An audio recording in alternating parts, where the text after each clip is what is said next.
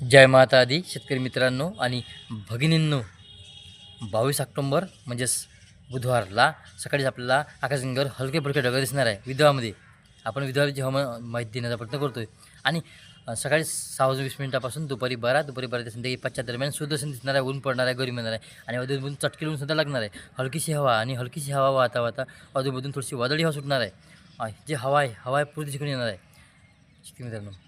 आणि लगेच ज्या ढगातून पाऊस पडतो अशी ढगंसुद्धा आकाशगंगेवर फिल्डिंग करण्याची व्यवस्था देणार आहे सकाळी 9 वाजतापासून. आणि लगेच 11 वाजता ढगांची ॲक्टिव्हिटी थोडीशी मोठ्या आकाराची येणार आहे. आणि दक्षिण जिल्ह्यामध्ये आणि विदर्भाच्या पश्चिम जिल्ह्यामध्ये एक पाऊस हा थोडी ठिकाणी पडणार आहे.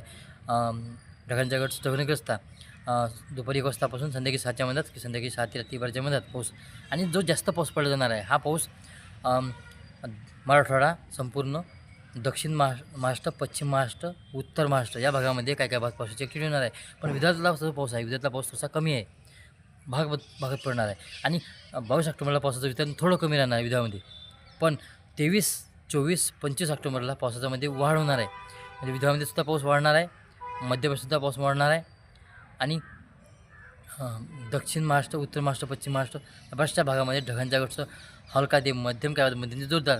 आणि काय भागामध्ये शेतातून लुटूनही पाऊस, काय भागामध्ये गावातून लुटूनही पाऊस, असा भाग त्या भागामध्ये मराठवाडा, पश्चिम महाराष्ट्र, उत्तर महाराष्ट्र आणि दक्षिण महाराष्ट्र, उत्तर महाराष्ट्र या भागामध्ये पावसाची ॲक्टिव्हिटी थोडी जास्त राहणार आहे विदर्भाच्या तुलनेमध्ये. पण विदर्भामध्ये सुद्धा पाऊस आहे. विदर्भातसुद्धा हलकासा पाऊस किंवा हलका ते मध्यम पाऊस, काय भागात ढगांच्या गटचं मध्यम ते जोरदार पाऊस, अशी परिस्थिती ह्याही भागामध्ये गावातून लुटूनही पाऊस राहणार आहे. नागपूर, अमरावती लगेच पुन्हा आमच्या सकाळी दुसरा व्हिडिओ सादर करणार आहे आपल्या यूट्यूब चॅनलवर. शेतकऱ्यांना आपल्या जर हवामान जर खरं वाटत असेल तर तुम्ही माझ्या चॅनल सबस्क्राईब करू शकता.